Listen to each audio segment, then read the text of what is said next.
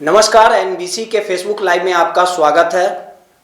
बिहार की सत्ता पे 16 सालों से नीतीश कुमार काबिज है। लगातार नीतीश कुमार की तरफ से यह दावा वादा किया जाता है कि बिहार में सुशासन का राज है। जीरो टॉलरेंस की बात बिहार के मुख्यमंत्री करते हैं।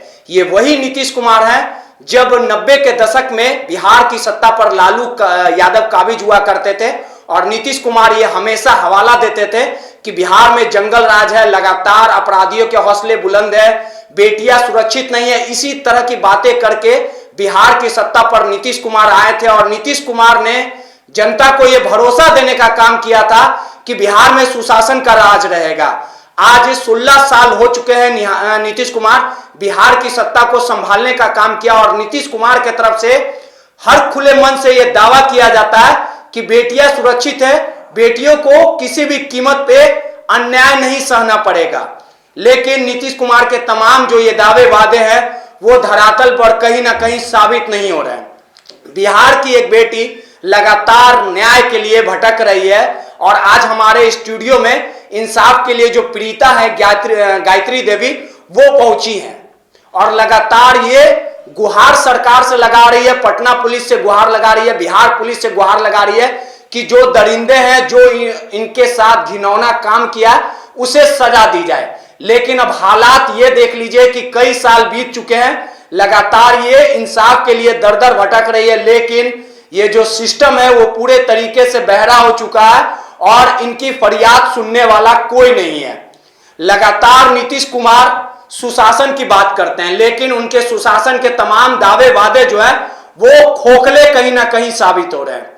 नीतीश कुमार आज 15 साल बेमिसाल को लेके, जो नीतीश कुमार 15 सालों से बिहार की सत्ता पे, उसको लेके जदयू कार्यालय में बड़े बड़े होर्डिंग भी लगाए गए थे और लगातार नीतीश कुमार के कार्यकाल का गुणगान भी किया गया था।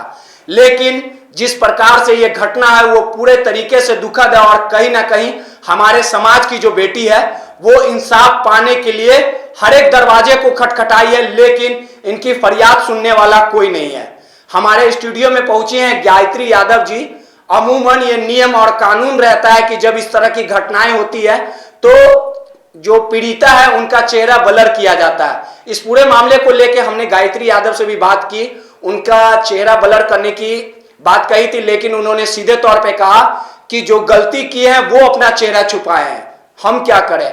आखिर इनके साथ क्या कुछ घटना हुआ, तमाम मुद्दों को समझेंगे और ये गूंगी बहरी जो सरकार है, जो सिस्टम है, उससे गुहार भी लगाएंगे कि सरकार जो दोषी लोग हैं उन पे कहीं ना कहीं कार्रवाई की जाए। अगर गायत्री देवी की बात कर ली जाए तो गायत्री देवी पेशे से एडवोकेट हैं और कई सालों से जो इनके साथ जो काम हुआ है उसको लेके सजा के लिए, जो दोषी हैं सजा के लिए लगातार फरियाद कर रही है। और इनका सीधे तौर पे आरोप है, जो आरजेडी के पूर्व विधायक हैं गुलाब यादव, झंझारपुर के विधायक थे, 15 से 20 टर्म उनका कार्यकाल था, उन पे सीधे तौर पे आरोप लगाया। और बिहार के जो एक आईएएस हैं संजीव हंस, उनके साथ, उन दोनों पे गायत्री देवी ने आरोप लगाया कि उनके साथ उन लोगों ने गैंगरेप की घटना की है। ये तमाम आरोप गायत्री देवी के।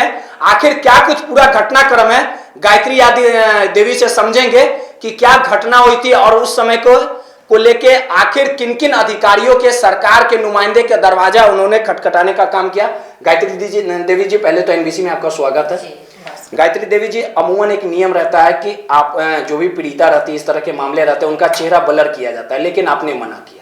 हाँ, मैं इस नियम की इसलिए खिलाफ हूँ कि पीड़िताओं को इसमें कोई दोष नहीं होता है। उनका क्या कसूर है, वो राह चलते जा रही हैं। आजकल बलात्कार कहीं भी हो जाता है, दिल्ली का केस देखें आप, हमारे साथ हम इस तरह घर पे बुला करके किया गया, तो इसमें पीड़िता का कोई दोष नहीं होता है, तो उनको मुंह ढकने का प्रोविज़न नहीं होना चाहिए। ये अपराधी जो क्राइम करते हैं खुलेआम घूमते हैं, अपने आप को सफ़ेद पोस्ट, कोई अधिकारी है, कोई नेता है, ये अपने आप को पूरे समाज में खुलेआम पेश कर रहे हैं जैसे ये बहुत पाक साफ हैं इतने बड़े क्राइम करके।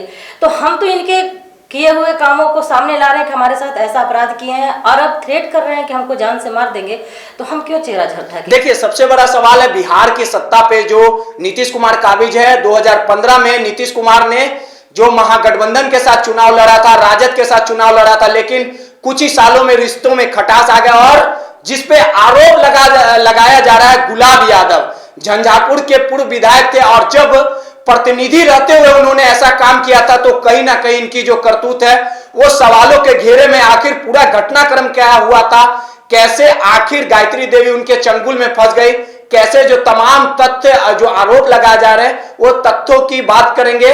किस प्रकार से जो संजीव हंस जो आईएएस है उन पे जो आरोप लगाया जा रहा है और लगातार गायत्री देवी को कई सालों से धमकी भी दी जा रही है, आखिर ये इंसाफ के लिए लगातार पटना के तमाम पुलिस अधिकारी, तमाम जो आला अधिकारी हैं उनसे भी फरियाद लगाए, लेकिन इनकी जो इंसाफ की गुहार लगाई जा रही है अभी तक किसी ने सुनने का काम नहीं किया। कुछ दिन पूर्व की बात कर ली जाए तो अपनी फरियाद लेके ये तेज प्रताप यादव के पास भी पहुंचे थे और वहां से इन्होंने पूरे मामले का खुलासा किया था। एक बार फिर गायत्री देवी से बात करेंगे कि जिस प्रकार से तमाम ये आरोप लगा रहे हैं आखिर पूरा मामला क्या है। मैडम, पूरा मामला क्या है और गुलाब यादव और जो संजीव हंस जो आईएएस है इनसे आपकी कैसे मुलाकात हुई और जिस प्रकार से आरोप जो आप लगा रही आखिर क्या हुआ था, कौन साल था, कब ये पूरी घटना हुई, किस प्रकार से आपने मिलने का काम किया था? गुलाब यादव से बताइए। मैं विस्तार से बता रही हूँ। ये घटना फरवरी 2016 का है। मैं इलाहाबाद से पटना आई हुई थी अपने पुराने सीनियर के पास, गजेंद्र प्रसाद यादव नाम है उनका। तो उनके चैम्बर में एक जूनियर था शिवनंदन भारती, जो मेरे जाने के बाद उनका चैम्बर ज्वाइन किया था। उसने मेरी मुलाकात गुलाब यादव से करवाई क्योंकि वो शायद गुलाब यादव का कोई इलेक्शन पिटीशन वगैरह का केस देख रहा था। तो एज ए कलीग मैं शिवनंदन भारती की बातों पर विश्वास की और मैं गुलाब से मुलाकात हुई, कोर्ट में मुलाकात हुई। इसके बाद गुलाब यादव ने बोला कि तुम रिज्यूम लेकर के हमारे आवास पे आओ, मैं तुम्हें राज्य महिला आयोग में मेंबर बनवा। उस समय वो विधायक थे? उस समय वो आरजेडी के सिटिंग एमएलए थे झंझारपुर विधानसभा से। जब मैं उनके आवास पे गई, रुकनपुरा में उनका आवास है, फ्लैट नंबर 401 है और शायद अपार्टमेंट का नाम बिंदेश्वरी अपार्टमेंट है। जब वहाँ गई तो कोर्ट आवर्स के बाद ही गई, अमूमन 4 बजे के बाद ही कोर्ट खत्म होता है, तो इसके बाद 4:30 5 जो भी टाइम होता होगा ऐसे होगा। तो मैं जब उनके आवास पे गई तो उन्होंने एक नौकर था उसको इशारे से वहाँ से हटा दिया। इसके बाद मैं रिज्यूम दे करके आने लगी तो हाथ पकड़ के अपने बेड पे मुझे ऐसे खींच दिया, बोले कि बैठो, अभी इतने जल्दी क्या है जाने की। हमने बोला कि मैं रिज्यूम देने आई थी और अब कोई है नहीं, हम जा रहे हैं, बस टाइम हो रहा है, हम जा रहे हैं। उन्होंने दराज खोला, वहाँ से रिवॉल्वर निकाला, मेरे कनपट्टी पे लगाया, बोला कि अगर चूँ चाँ कुछ भी की तो गोली मार दूंगा और गन पॉइंट पे मेरे साथ रेप किया गया। मैं उसी समय जा रही थी एफआईआर करने कि तुमने घर बुला करके ऐसे झांसा दे करके कि राज्य महिला आयोग में मेंबर बनवा दोगे, तो ये तो क्राइम कर रहे हो तुम। मैं जा रही हूँ थाने एफआईआर करने। तो उसने ललित नाम के नौकर को बुलाया कि ललित सिंदूर लेकर के आओ, मैं इससे शादी करना चाहता हूँ, मैं इससे शादी करूँगा और मैं इससे ऑफिशियली शादी भी करूँगा, लेकिन अभी मैं मैरिड हूँ तो मैं उससे डिवोर्स दे करके करूँगा, मुझे थोड़ा वक्त चाहिए। तो और अपने नौकरों को बुलाया, मुझे नाम याद नहीं है लेकिन शायद उस समय जो भी उसके ड्राइवर रहे होंगे, जो भी उसके गार्ड होंगे, कन्हैया होगा, जो भी होगा, एक कन्हैया उसके साथ रहता था, 2-4 और लोगों को बुलाया। बोला कि देखो इन लोग गवाह है, मैं इन लोग के सामने तुमको सिंदूर लगा रहा हूँ, मैं तुमसे वाकई शादी करूँगा, लेकिन तुम बस एफआईआर मत करना अभी।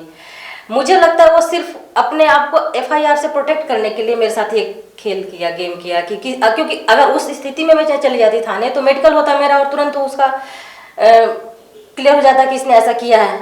तो उस चीज़ को रोकने के लिए उसने ऐसा किया। इसके बाद वो मेरा एडमिशन करवा दिया राहुल जोड़ीश्री में, दिल्ली। लगातार आपको शादी का झांसा देने लगातार शादी की, मैं तुमसे दिल्ली में शादी करूंगा, मैंने दिल्ली में तुम्हारे लिए घर खरीदूंगा, मैं तुम्हारे साथ शादी के बाद दिल्ली में ही रहूंगा, तो तुम दिल्ली चले जाओ वहाँ कर। इसके बाद वो हमेशा कभी बिहार निवास में तो कभी अलग अलग, मैंने 3 होटलों का नाम अपने वीडियो में मेंशन किया, लेकिन उससे ज़्यादा कई जगह पे बुलाया गया जो मुझे हर एक होटल का नाम याद नहीं है।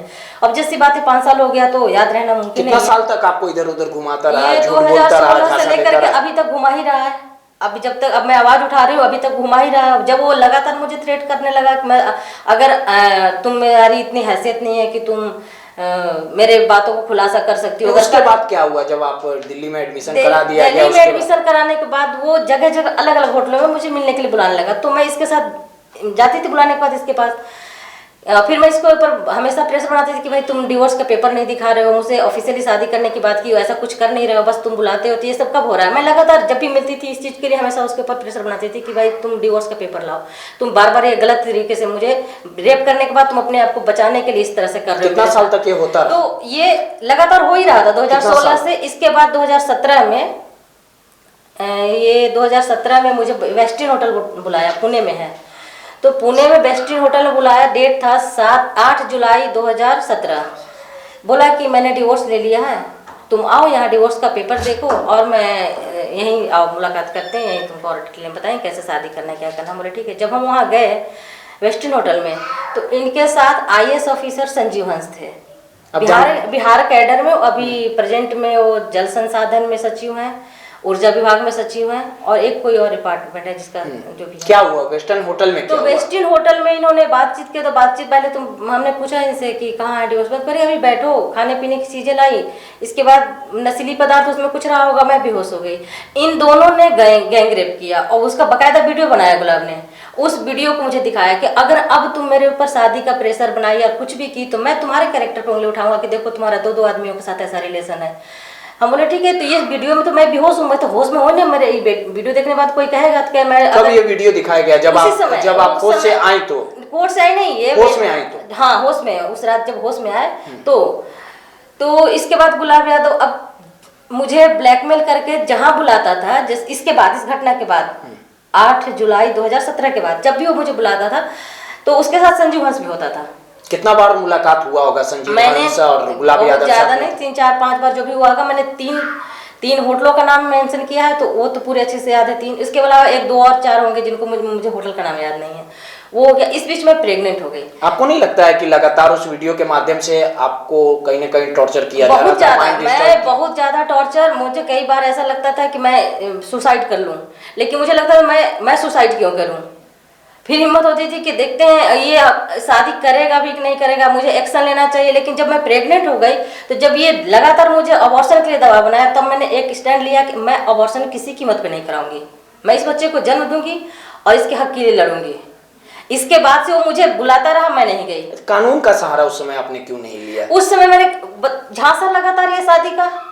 मुझे था कि भाई चलो, एक बार इसने रेप किया गन पॉइंट पे और मुझे बोला कि मुझसे शादी करेगा ऑफिशियली, तो मैंने उस पर विश्वास कर लिया। ये मेरी गलती थी।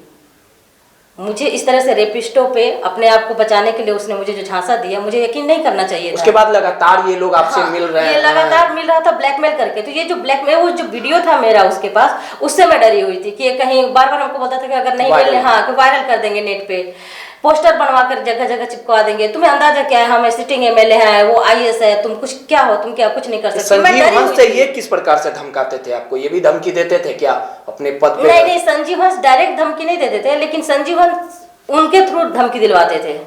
क्या कहते थे? वो बोलता था कि संजीव हंस इतना पावरफुल है, कुछ भी करवा देगा। हम बोले हमसे तो डायरेक्ट नहीं, वो संजीव हंस ने डायरेक्ट धमकी नहीं दिया, कोई भी ऐसा नहीं किया। लेकिन गुलाब हमेशा बोलता था कि संजीव हंस का पावर का तुम्हें अंदाजा नहीं है। तो ये सब चीज़ जब बढ़ने लगी, मैं प्रेग्नेंट हुई, तो जब बच्चे को मैं जन्म दी वहीं शालीमार बाग एक एरिया है दिल्ली में ही, तो मैंने गुलाब को फ़ोन किया, बोले कि यहाँ आधार कार्ड चाहिए मेरे बच्चे के बर्थ सर्टिफिकेट के लिए। तो बोला कि मैंने तो फैमिली प्लानिंग करवा रखी है, मेरा बच्चा तो हो ही नहीं सकता। तो हम बोले फिर संजीव हंस का है बच्चा ये, तो हम बोले ठीक है, तो उन्हीं का ला कर दीजिए आधार कार्ड, मेरे बच्चे का बर्थ सर्टिफिकेट बनना है। उसने नहीं दिया, बोला कि नहीं, मैं कोई आधार कार्ड ना मैं दूंगा ना वो देगा, और ज़्यादा अगर तुम हम लोग के खिलाफ आवाज़ उठाई या कुछ भी बोलने की कोशिश की तो मैं माँ बेटे को जान से मरवा दूंगा। फिर इसके बाद मैं 1 साल तक वहाँ रही, क्योंकि मेरा बेटा बहुत छोटा था, तो 1 साल तक मैं दिल्ली में ही रही। इसके बाद मैं मार्च में 2020 में मैं इलाहाबाद आ गई, क्योंकि मैं वहाँ ऑन रिकॉर्ड एडवोकेट हूँ आज की डेट में, वहीं मैं प्रैक्टिस करती हूँ। तो मैं वहाँ आ गई। वहाँ आने के बाद लॉकडाउन हो गया, तो 1 साल ऐसे बीत गए। 2020 पूरा। आपको नहीं लगता है कि काफी 5 साल बीत जाना, गंदा काम करना और उसके बाद धमकी देना, और जिस प्रकार से लगातार, और अभी भी मुझे चुप रहने के लिए लगातार धमकी दी जा रही थी कि अभी भी आपको कॉल आ रहा है क्या?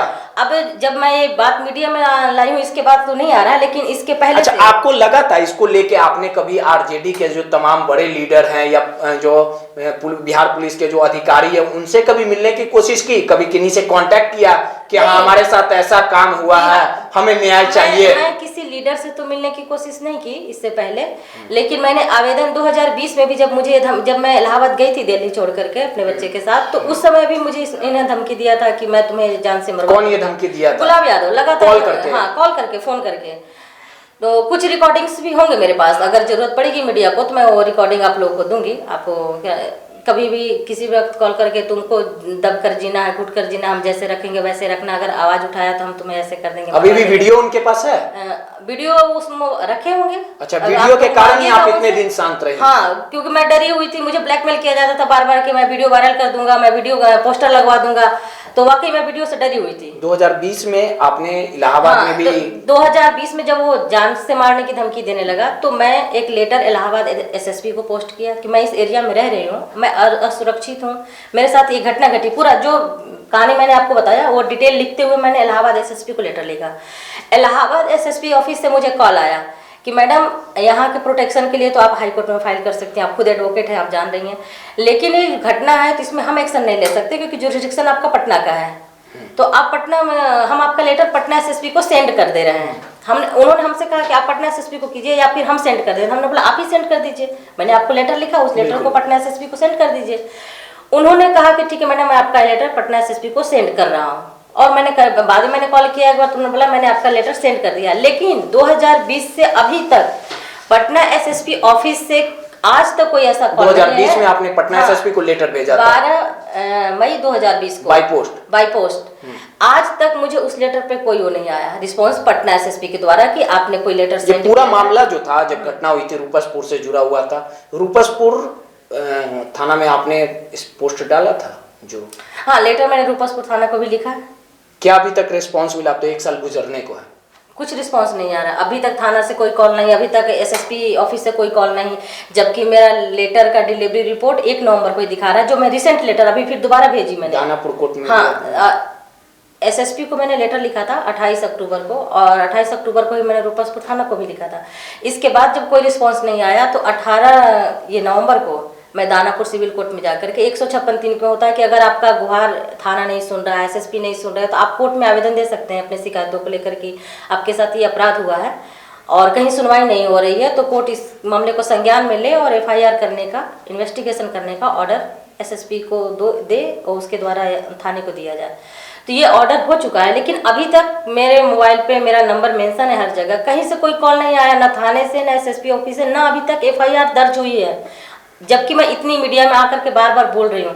तो आप लोग अंदाजा लगा सकते हैं कि मामले को कैसे सत्ता पक्ष। देखिए, सीधे तौर पे लगातार जो गायत्री देवी हैं, पीड़िता हैं, ये लगातार जिस प्रकार से गंभीर आरोप लगा रही हैं कि जो उस समय जो विधायक थे, पूर्व विधायक जो गुलाब यादव है, पद पे रहते हुए किस प्रकार से बंदूक के नोक पे गैंगरेप की घटना को अंजाम दिया गया, लगातार जिस प्रकार से गंभीर आरोप। वहीं बिहार आईएएस संजीव हंस की बात कर ली जाए तो उनपे भी उन्होंने गंभीर आरोप लगाए। मैडम, एक चीज और समझना चाहेंगे, जब ये पूरा घटनाक्रम हुआ, आपने कोर्ट में भी आवेदन दिया है, थाना को सूचित किया गया कि एफआईआर दर्ज करिए, लगातार आप आवाज के लिए दर दर भटक भी रही थी, कानून का भी सहारा ली, लेकिन अभी तक कुछ जो इंसाफ मिलना चाहिए नहीं। मेन तो होगा कि जब मेरा एफआईआर रजिस्टर्ड होगा तो आखिर ये लोग थाना बात क्यों नहीं सुन रहा है? जब कोर्ट की तरफ से आदेश आ गया तो बात क्यों नहीं सुन रहा है? ऑलरेडी धमकी देता था गुलाब, इधर धमकी दिया है, इधर धमकी दिया, इधर धमकी। अब जब से मीडिया में मेरी बात आई है तब तो नहीं दिया है, लेकिन इससे पहले दिया है। अच्छा, तो ये पावरफुल लोग दबा रहे हैं मैटर को, सत्ता पक्ष। अभी भी आप डरी हुई हैं? किसका सह लग रहा है, किसका सह है आखिर? गुलाब यादव को या संजीव हंस को? हमारी सरकार में एक वरिष्ठ अधिकारी हैं, तो आप समझ सकते हैं किसका हो सकता है। गुलाब यादव का भी अपना रोल है, एक संजीव हंस है, उनका भी है। ये दोनों मिलकर के दबा रहे हैं। क्या कहना चाहेंगी आप? बिहार की बेटी भी हैं, क्या कहना चाहेंगे नीतीश कुमार जी से? नीतीश कुमार जी से यही कह रहे हैं कि वो हमेशा कहते हैं बेटियों की सुरक्षा के लिए हम काम कर रहे हैं, बेटियों को आगे बढ़ा रहे हैं, हम महिला रिजर्वेशन कर रहे हैं, ठीक है, सारा चीज कर रहे हैं आप, लेकिन फिर भी बेटियां कितनी सुरक्षित हैं आप देख रहे हैं। मैं एक एडवोकेट हूँ, मैं जानती हूँ लीगल प्रोसीडिंग, इसके बावजूद मेरी कार्रवाई नहीं हो रही है। मैं दर दर भटक रही हूँ, 3 साल का बच्चा लेकर के, छोटा बच्चा है हमारा, यहाँ पटना आने में भी डर लगता है हमें। एक चीज और समझाइए, जब नीतीश सरकार से हमारी गुहार है कि मेरी आवाज को सुना जाए, मेरे आवेदन पे कार्रवाई किया जाए और उन दोषियों को दंड दिया जाए। एक और, जिस प्रकार से तमाम आप मीडिया में आए, उस समय तक 3 से 4 से 5 साल घटनाक्रम का हो गया, आप कभी सामने नहीं आए। तेज प्रताप यादव से आप मिले, क्या सुनी थी तेज प्रताप यादव से? उसके बाद आप गई, क्या कुछ रिस्पॉन्स मिला? और अभी भी आपके हक के लड़ाई में तेज प्रताप आपके साथ हैं? हाँ, तेज प्रताप भैया से मुझे आश्वासन मिला है। उनके बारे में कौन आपको बताया कि हाँ उनसे मिलिए इस तरह से? नहीं, किसी ने मुझे बताया नहीं।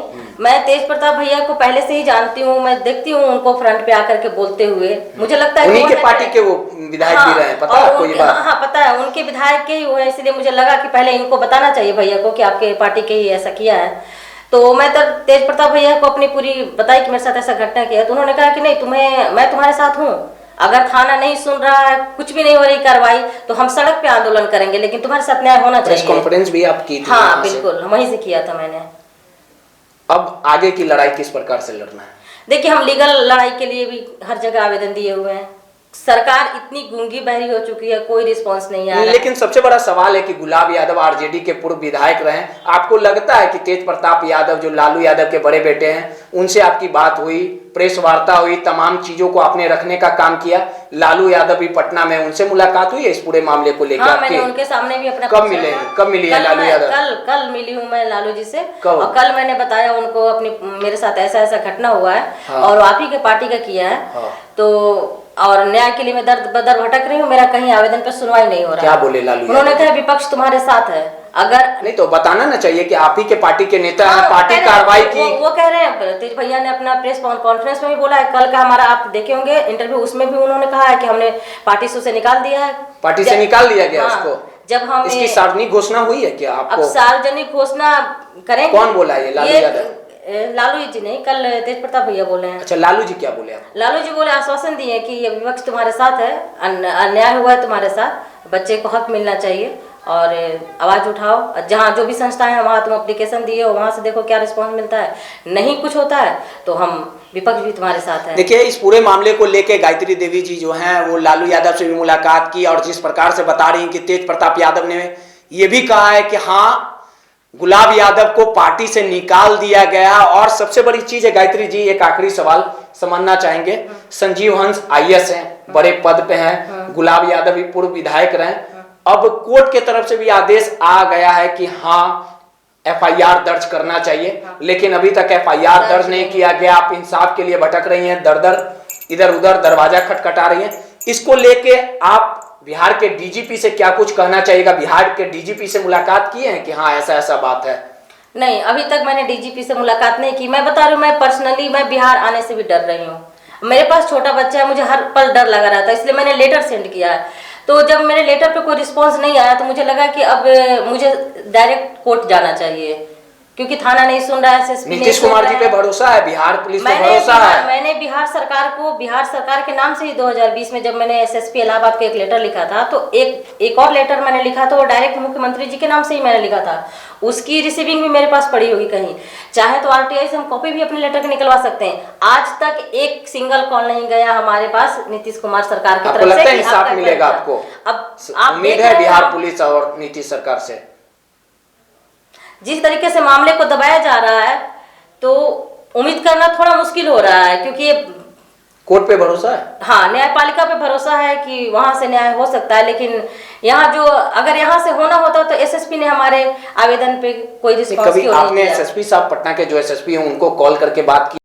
कभी मिलने की कोशिश की? नहीं किया, लेकिन देखिए एक प्रोविजन है सीआरपीसी में कि आप अपने घटना का विवरण सीधे लेटर से भाई पोस्ट कर सकते हैं एसएसपी को। जब मैंने वहां किया तो ठीक है, मेरा लेटर रिसीव हुआ है, डिलीवरी रिपोर्ट है। पटना पुलिस दबाव में है क्या? आपको लगता है क्या ऐसा? बिल्कुल, अगर दबाव में नहीं होती तो कम से कम एक सिंगल कॉल। अब आप मिलने की कोशिश करिएगा बिहार के डीजीपी या कोई मंत्री? तो मैं हर तरह, मुझे न्याय के लिए डीजीपी से लेकर के सड़क से लेकर संसद तक जहां जाना पड़ेगा, अब मैं हर वो चीज करूंगी। मुझे एनी हाउ किसी भी कीमत पे मुझे न्याय चाहिए। मैं थ्रेट में नहीं जी सकती पूरी लाइफ, मैं हर पल घुट के नहीं जी सकती, मैं हर पल अपने बच्चे को लेकर के डरी हुई नहीं रह सकती कि मेरे बच्चे को मार दिया जाएगा, मेरे बच्चे को, तुम्हें कोई नाम नहीं मिलेगा, हम अपना डीएनए टेस्ट नहीं करवा, हम इतने पावरफुल हैं, डीएनए टेस्ट चेंज करवा देंगे। अरे धमकियां के लाइन लगी, आपको हम सुना देंगे तो आपके साथ कानों पे अपने भरोसा नहीं होगा कि कोई ऐसी भी धमकी दे सकता है। देखिए, ये थे गायत्री देवी जी जो सीधे तौर पे आरोप लगाई हैं आरजेडी के जो पूर्व विधायक है गुलाब यादव पे। जब इनकी मुलाकात होती है और बंदूक के नोक पे रूपसपुर थाना क्षेत्र में ही उनका घर पड़ता है, वहां पे रेप की घटना को अंजाम दिया जाता है। और उसके बाद जो एक आईएएस हैं संजीव हंस, वो भी गायत्री देवी के साथ घिनौना काम करते हैं और लगातार शादी का झांसा देने के बाद भी अभी तक जो सिस्टम है, जो इंसाफ की गुहार को लेके गायत्री देवी इधर उधर भटक रही हैं, लेकिन अभी तक इनको इंसाफ नहीं मिल पाया। इसको लेके रूपसपुर थाना पटना एसएसपी को इन्होंने आवेदन दिया है, लेकिन अभी तक इनका मामला दर्ज नहीं हुआ।